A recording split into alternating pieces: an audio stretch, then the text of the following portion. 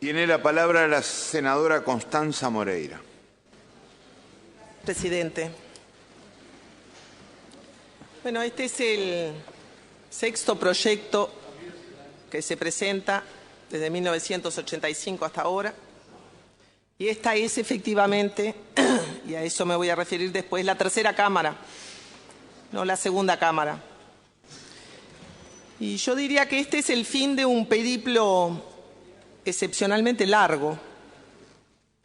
Demoramos casi 80 años después del Código Irureta-Goyena de 1934, que descriminalizaba el aborto por razones similares a las de ahora, en volver a descriminalizarlo. 80 años. El Código Irureta-Goyena descriminalizaba el aborto por razones que siguen vigentes 80 años después. La extendida práctica del aborto, Turén calculaba que un 44% de los nacimientos terminaban en aborto. La diferencia entre las condiciones en las que interrumpían el embarazo las mujeres ricas y las mujeres pobres, diferencias con consecuencias, huelga decir, muy negativas para las mujeres más pobres. Y sin duda, el uso del aborto como técnica anticonceptiva. Yo he escuchado al senador preopinante hablar en contra del uso del aborto como política sanitaria. Pero realmente antes de que existiera la píldora, y como señaló el senador Saravia, el aborto era usado como una medida contraceptiva. Y debemos la transición demográfica en el Uruguay, de la que tanto nos enorgullecemos, que permitió que este país fuera moderno precozmente antes que el resto de los países de América Latina, en parte a estas prácticas, a la práctica de control de los embarazos, en última instancia a través del aborto inducido. De cualquier manera, la ley del 38 no era tan horrible, porque al menos permitía la despenalización del aborto bajo ciertas circunstancias. El problema de la ley del 38 es que nunca se aplicó. Imaginemos si se hubiera reglamentado la causal de penuria económica prevista en la ley del 38. ¿Cuántas mujeres no hubieran recurrido a esa causal si la ley hubiera sido reglamentaria? Pero no lo fue. Y por consiguiente la ley criminalizó el aborto en cualquier circunstancia y condenó no solo a las mujeres a la muerte, sino que comprometió su maternidad futura, porque la realización del aborto en condiciones de riesgo altera la salud sexual y reproductiva de la mujer hacia el futuro y la puede transformar en una mujer estéril para toda la vida. Sino que también la arrojó a la clandestinidad, al mercado negro de las clínicas y sobre todo al estigma y a la vergüenza pública. Como dijo el miembro informante de la ley, esta ley del 38, con su efecto de criminalización bajo toda circunstancia, nunca tuvo legitimidad y no cumplió con las tres condiciones que son esenciales para una buena ley. La primera es que la ley sea eficaz, es decir, que cumpla el objetivo cometido. La ley no fue eficaz, el aborto continuó siendo practicado masivamente. La segunda es que exista una aceptación por parte del sistema jurídico de la ley, los operadores jurídicos se desenvuelvan bien con la ley, la apliquen los jueces. Tampoco hubo una gran resistencia del sistema jurídico a aplicar la ley, por eso el número de condenas fue tan bajo. Y la tercera es que la ley tenga una aprobación moral social extendida, o al menos no concite un rechazo moral extendido. Y esta tercera condición tampoco la cumplió la ley, puesto que existe lo que Sarlo le llama una tolerancia pasiva o una despenalización de facto. Yo le llamo hipocresía. Créanme, señores legisladores, siempre habrá embarazo no deseado. Y una mujer que de verdad no quiere tener un hijo va a ir hasta las últimas consecuencias para evitar que ese embarazo llegue a su fin. Es cierto que hoy hay muchos más métodos anticonceptivos que los que habían antes de la década del 60. Pero también es cierto que como resultado de lo que se llama la moral sexual perimida, aquella que contenía el imperativo cultural de la virginidad antes del matrimonio, o que unía la práctica del sexo con la reproducción, esta sociedad es hija de la revolución sexual y ha privilegiado el goce y el placer por sobre la reproducción y ha liberado el cuerpo de las mujeres de su condición de patrimonio masculino. Así que esta sociedad es una sociedad más sexuada, es una sociedad en donde, por emplear términos científicos, existe mayores intercambios sexuales que los que existían hace 50 años, creo yo, para beneficio de todos, y notoriamente mayor intercambio sexual que el que existía desde la ley del 38. Como resultado, se empieza antes a tener relaciones sexuales, aumenta la oportunidad de quedar embarazada y el predominio del preservativo sobre la píldora como consecuencia de la diseminación del VIH ha dejado muchas veces la anticoncepción femenina en manos de decisiones masculinas. Así que el retraso en la edad de inicio o la anticipación en la edad de inicio de las relaciones sexuales, más la generalización del preservativo, ha hecho con que, entre otras cosas, aumente el embarazo adolescente. Este año, sin más, ya murieron 2 mujeres por abortos practicados en condiciones de riesgo. Y yo me pregunto, señores y señoras legisladoras, ¿de qué hablamos cuando hablamos del derecho a la vida? ¿Y el derecho de estas mujeres no cuenta? Sobre el número de abortos que se producirían como consecuencia de la despenalización del aborto, de la legalización del aborto, quiero decir algo muy simple. No existe contabilidad cierta del número de abortos cuando el aborto es clandestino, así que muy difícilmente podremos decir que el número de abortos aumenta como consecuencia de una ley que transparenta los datos. Cualquier persona que conozca de estadísticas sabrá a lo que me refiero. Hoy estamos completando el proceso que comenzó con la ley 18.426, vetada por el expresidente Tabaré Vázquez, y por consiguiente completando la normativa jurídica que comenzó a instalarse en esa fecha. Y hoy estamos asegurando que las mujeres puedan disfrutar de sus derechos sexuales y reproductivos en condiciones plenas. Porque no hablamos de deberes sexuales y reproductivos, hablamos de derechos sexuales y reproductivos. Acá nadie tiene el deber de reproducirse. La mujer no es un cuerpo cuyo valor social sea la maternidad. Y esta es una razón por la cual yo sí estoy en desacuerdo con algo que nadie ha dicho del proyecto de ley, y es que en el artículo 1 se habla del valor social de la maternidad.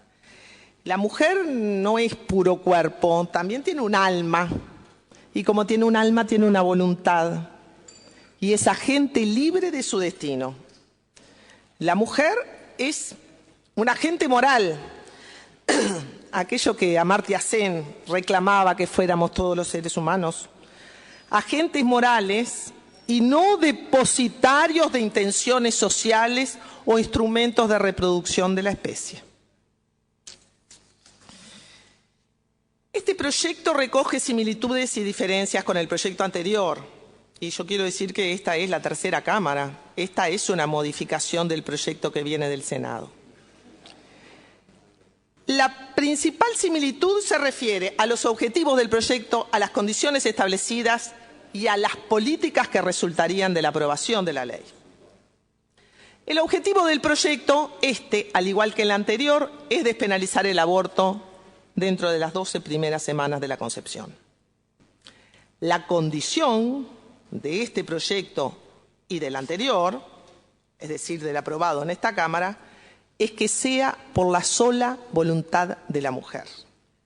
El hecho de que el artículo 3 diga que la mujer debe poner en conocimiento del equipo interdisciplinario las situaciones y condiciones que la llevan a interrumpir el embarazo, que tenga que poner en conocimiento no quiere decir que la mujer no pueda interrumpir su embarazo por su sola voluntad.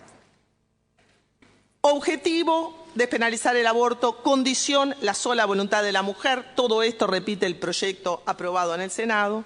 Y la resultante política, o lo que termina siendo la política de Estado que estamos inaugurando ahora, aunque algún partido ha amenazado con interrumpirla, es transformar la interrupción voluntaria del embarazo en una política sanitaria obligatoria para todas las instituciones de salud del Uruguay.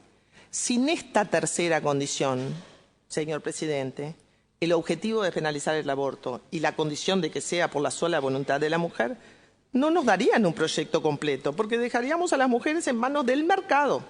Nosotros tenemos que asegurar que esto sea una política sanitaria y por eso hemos dado una dura lucha para impedir lo que se llama la objeción colectiva de conciencia. Puede haber objeción individual de conciencia, pero no puede haber objeción colectiva de conciencia. Las instituciones no pueden negarse a prestar este servicio sanitario a toda mujer que desee obtenerlo. En cuanto a las similitudes, bueno, el derecho de las mujeres menores de edad a interrumpir su embarazo si así lo desearen y el pasaje a la justicia en caso de que los tutores o los padres estuvieran en desacuerdo con su decisión.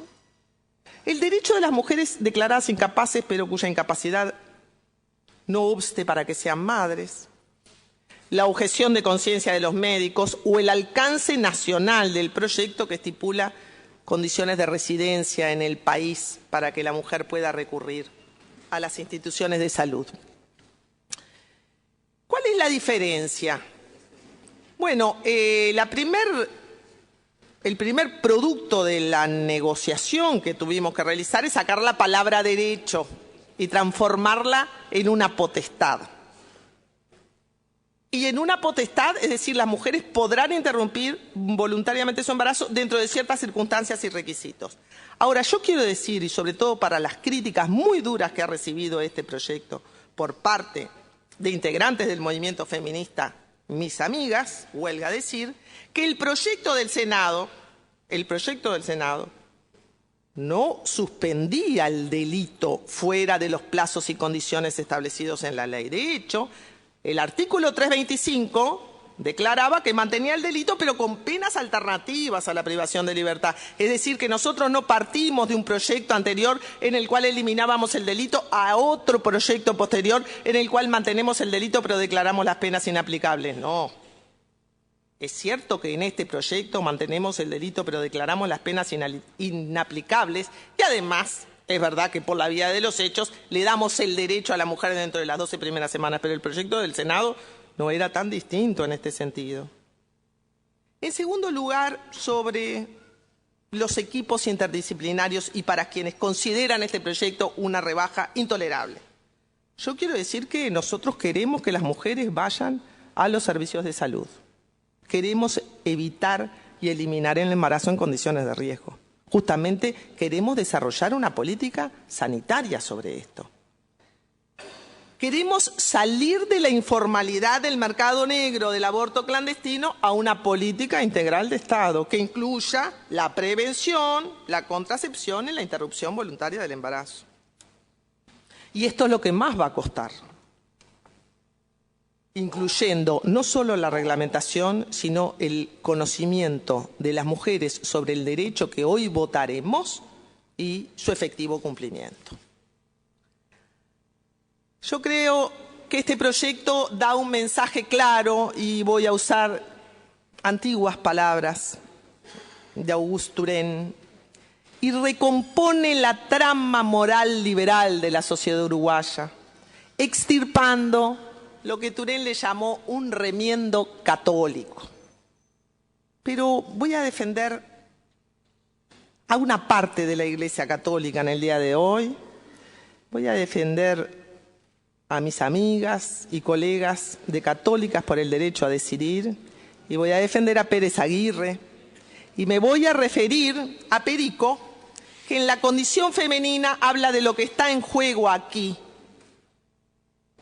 Y él dice, lo que está en juego aquí es el cuerpo de la mujer donde se libran todas las luchas de poder del patriarcado. Y esto se refiere no solamente al derecho a interrumpir voluntariamente el embarazo, sino también a la violencia doméstica. Esto también tiene que ver con el cuerpo de la mujer donde se libran todas las luchas de poder del patriarcado. Y quiero decir que la violencia doméstica nunca será un accidente, es una resultante de la moral patriarcal y todas sus instituciones.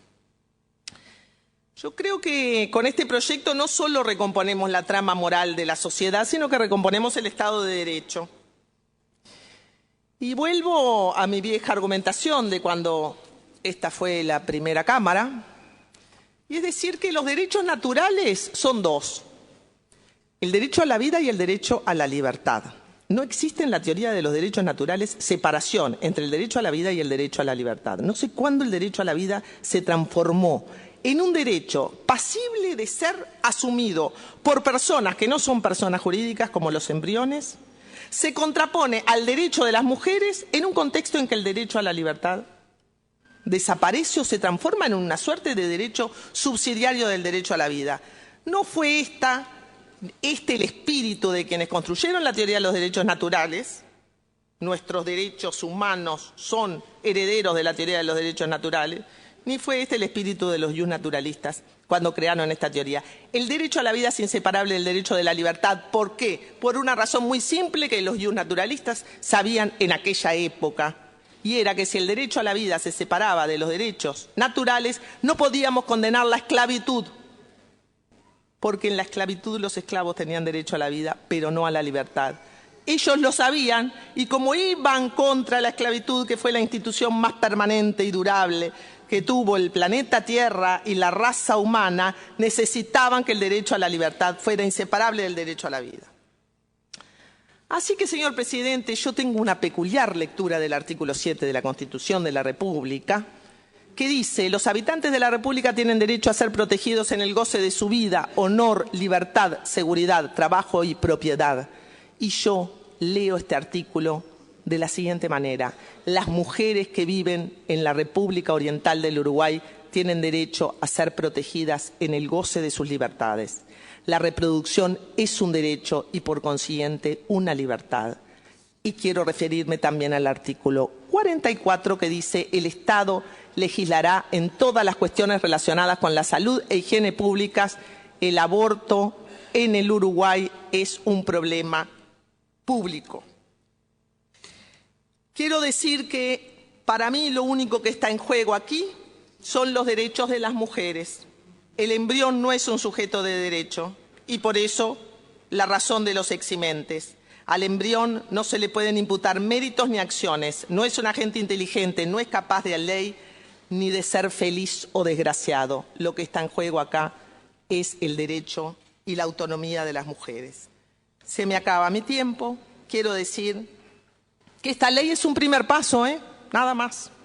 Luego habrá que reglamentar, luego habrá que implementar, luego habrá que tener servicios de salud sexual y reproductiva en todas las instituciones para que todas las mujeres puedan hacer efectivo ese derecho. Quiero hacer un reconocimiento muy especial a los compañeros, a todos mis compañeros que trabajamos con el proyecto, a los compañeros de la Cámara de Representantes y muy especialmente al diputado Kiko Sousa, que ha trabajado incansable y sistemáticamente con este proyecto. Si no, no hubiéramos llegado nunca a la situación en la que estamos ahora. Gracias, presidente.